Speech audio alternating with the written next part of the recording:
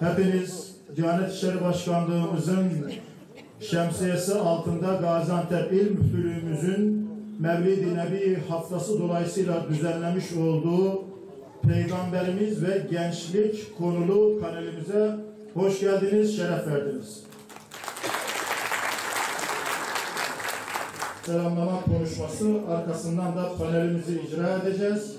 Sonunda da Diyanet İşleri Başkanlığımızın bütün Türkiye genelinde düzenlemiş olduğu Kur'an-ı Kerim'i güzel okuma ve temel dini bilgiler yarışması, selam olsun babasını göremeyene, selam olsun annesine doyamayana, Bilal'in arkadaşına, Ammar'ın arkadaşına, Selman'ın arkadaşına, selam olsun vücudunda dalga dalga hasır izleri olana, selam olsun Allah'ın davetçisine, selam olsun Sırac-ı Münir'e, selam olsun.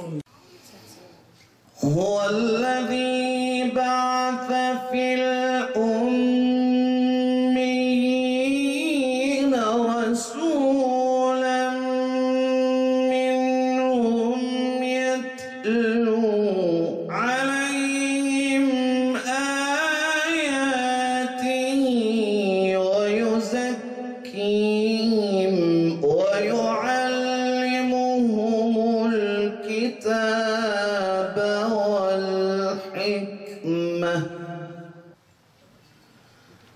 ve âkharîne minhum lemmâ yelhaqû bihim ve huvel azîzul hakîm. Sadakallâhul azîm. Her eli kalem tutan ümmeti Muhammed onun ummanlarına, onun denizlerine dalmış, kulaç atmışlar. Ondan bize iş güzellik, ondan bize bir güzel ahlak ulaştırmaya çalışmışlar.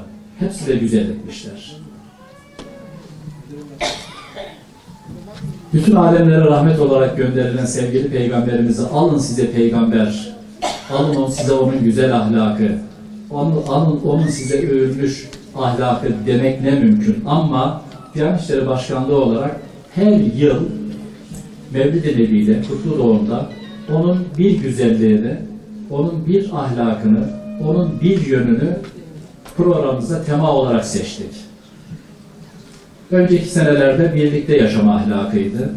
Daha önceki senede Hazreti Peygamber ve çocuktu, Hazreti Peygamber ve aileydi, Hazreti Peygamber ve kadındı, Hazreti Peygamber ve adaletti, Hazreti Peygamber ve ilimdi. Bu senede Hazreti Peygamber ve gençlik. Bir milletin gençliği geleceğidir. Genç kelimesi kelime olarak da zaten hazine anlamına gelir. Bizim hazinemiz, bizim zenginliğimiz gençlerimizdir. Bizim zenginliğimiz çocuklarımızdır. Onun için Diyanet İşleri Başkanlığı yerinde olarak bu sene Hazreti Peygamber ve gençlik.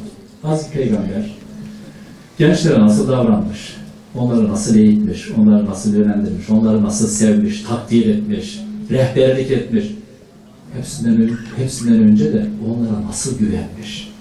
Nasıl güvenmiş de koskoca orduyu, Ebu Bekirlerin, Hazreti Ömerlerin içinde bulunduğu bir orduyu 19 yaşında Usame bin Zeyd'e emanet etmiş. Komutanınız budur demiş. Nasıl güvenmiş?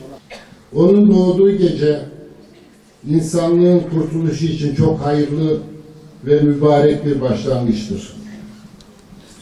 O gecenin sabahı da gerçekten feyizli bir sabahtı. İnsanlık için yepyeni bir güneş doğmuş, aydınlık bir devir açılmıştı.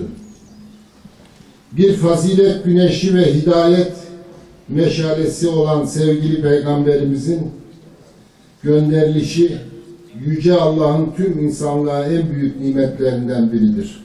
İl müftümüzün de dediği gibi gençlik bizim için çok önemli. Toplum için önemli. Nasıl aileler çocuklarının üzerine titrer ise bir toplum da gençleri üzerine titrer. Onları korur. Onların iyi eğitim alabilmesi, kaliteli insanlar olabilmesi için bütün varını yoğunu ortaya koyar. Bu açıdan gençler bizim için önemli. Çünkü gençler bir toplumun geleceğidir. Eğer bu gençlerimiz eğitimli, kaliteli, ahlaklı, dindar, temiz, dürüst olursa gelecekte iyi bir toplum, güçlü bir devlet oluştururuz ve gelecekte belki yeryüzü iktidarı dün olduğu gibi yeniden Allah tarafından bize verilir. İşte bu açıdan gençler bizim için çok önemli. Değerli misafirler, Kur'an ve hadislere baktığımız zaman Allah'ın bize gönderdiği peygamberlerin hep genç olduğunu görüyoruz. Allah Hazreti Adem'i genç olarak yarattı. Musa peygamber, Nuh Aleyhisselam'ı genç olarak gönderdi.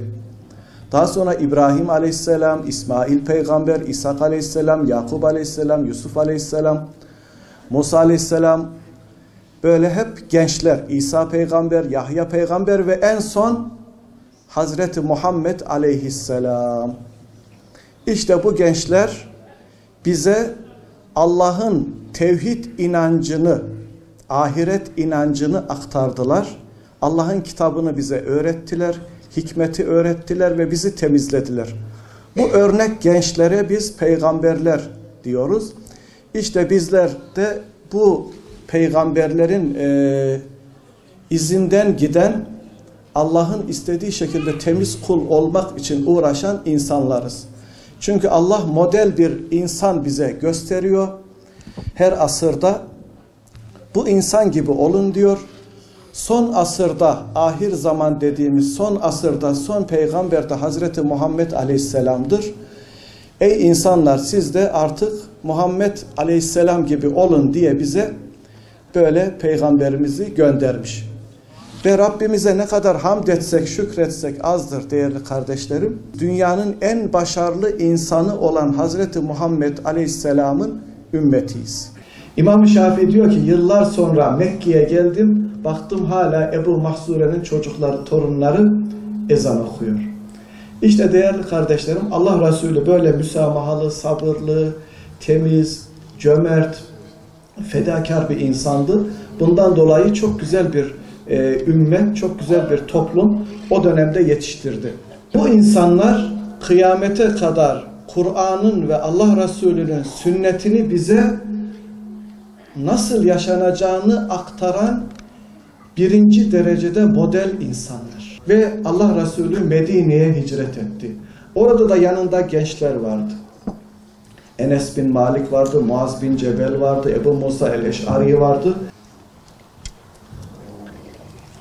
Sonra Taif'i aldı. Taif'ten geri dönerken bir yerde konakladılar. Mekke'ye geri dönüyorlar. Resulullah Efendimiz dedi ki, şu gençleri yakalayın getirin. Sahabe-i kiram onları yakaladılar, getirdiler. Onlar da tabii korkuyor, titriyor. İslam'ı anlat.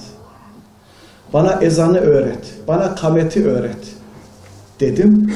Ve Resulullah ona orada İslam'ı, ezanı, kameti öğretiyor.